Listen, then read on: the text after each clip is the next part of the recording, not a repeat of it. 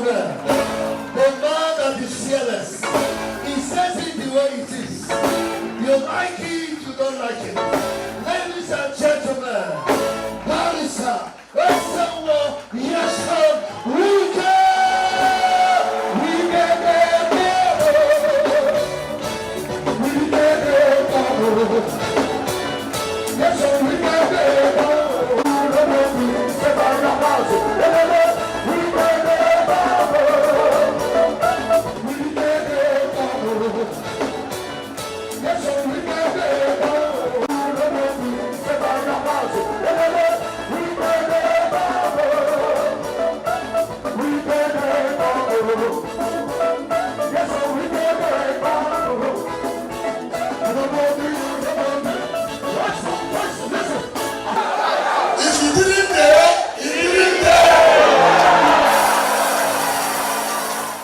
As he dey see with us, he go dey bend them. As he dey bend them, he go dey see with us.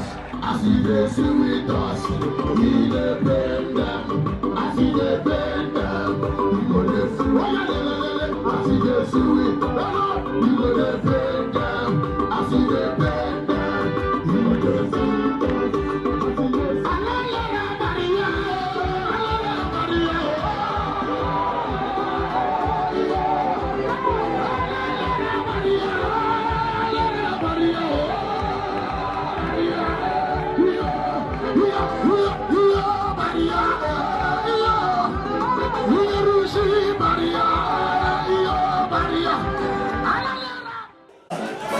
Ladies and gentlemen, the man that is fearless, he says it the way it is.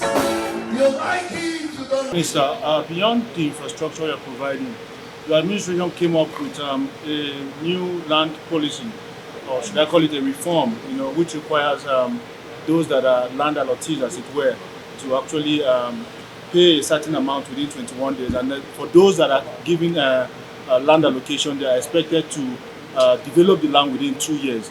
We need more clarification on this, because a lot of people are insinuating that it's another land grabbing agenda. We are trying to, if you can know, people who are trying to stop land speculators. Somebody who says they want land in Abuja cannot develop in 2 years' time. That's land speculation. And two, if you are given allocation, you should be able to pay within 21 days to have your CFO. What is wrong in that? That also is to generate funds for the government. So many people will have RO4 and keep it for 4 years. And looking for who will buy the land before. So we don't want to allow that. So I don't want to be, anybody can say whatever they want to say. We are trying to stop this issue of land speculation. Why would you not develop your land even in 2 years' time? I mean, it's not proper. So what about the appeal for extension of time, particularly 21 days, to enable people? Why would you not pay a fee within 21 days? What's wrong in that? There's nothing wrong. You cannot apply for land and then you don't have money to pay for the CFO. It doesn't make sense. 21 days is enough. Okay, and they're asking if there's an enabling law to that effect, sir.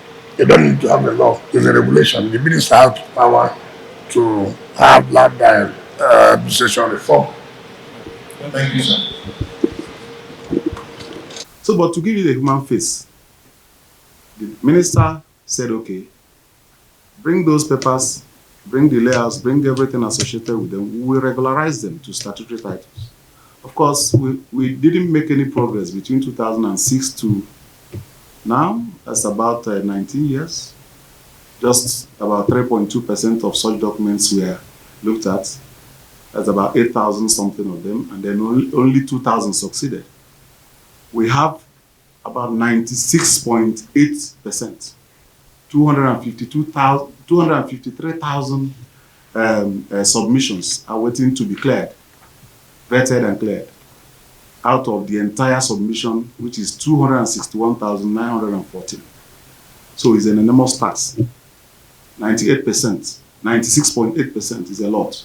But the minister has approved a framework which is believed, if implemented properly as we intend to do, we get all this cleared within 2 years.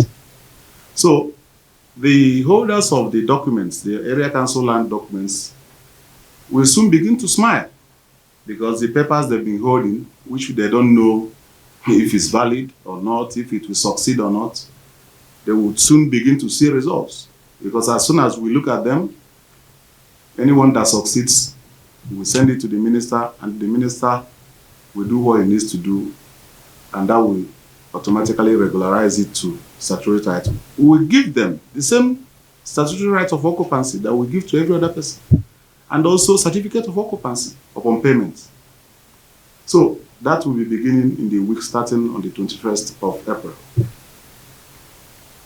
So I'm sure every area council and document holder will be very happy with this development, having waited this long to have these papers regularized and their warrants.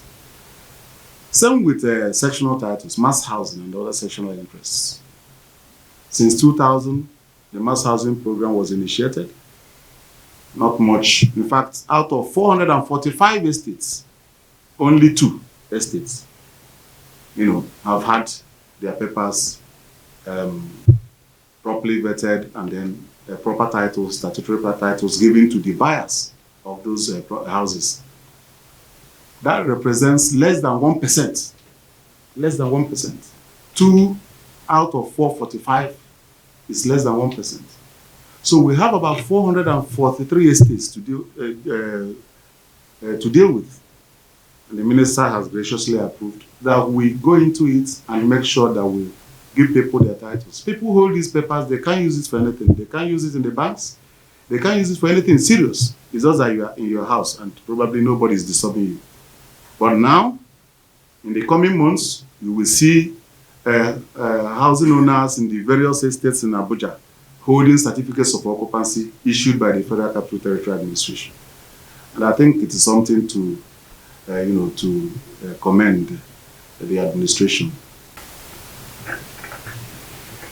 We have come to brief all of us is to intimate you of the latest reforms in the land administration in the Federal Capital Territory. Essentially touching on 3 key areas. One is the terms and conditions of grant of land in the FCT has been reviewed. This is actually the first time we are having such a major review.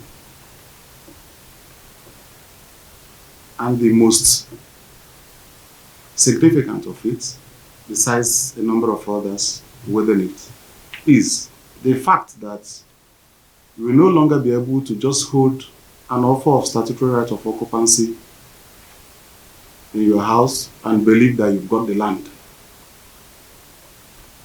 As from the 21st, the week starting from the 21st of April this year, 2025, any offer of statutory right of occupancy made to you would have you pay the statutory right of occupancy bill attached to it within 21 days,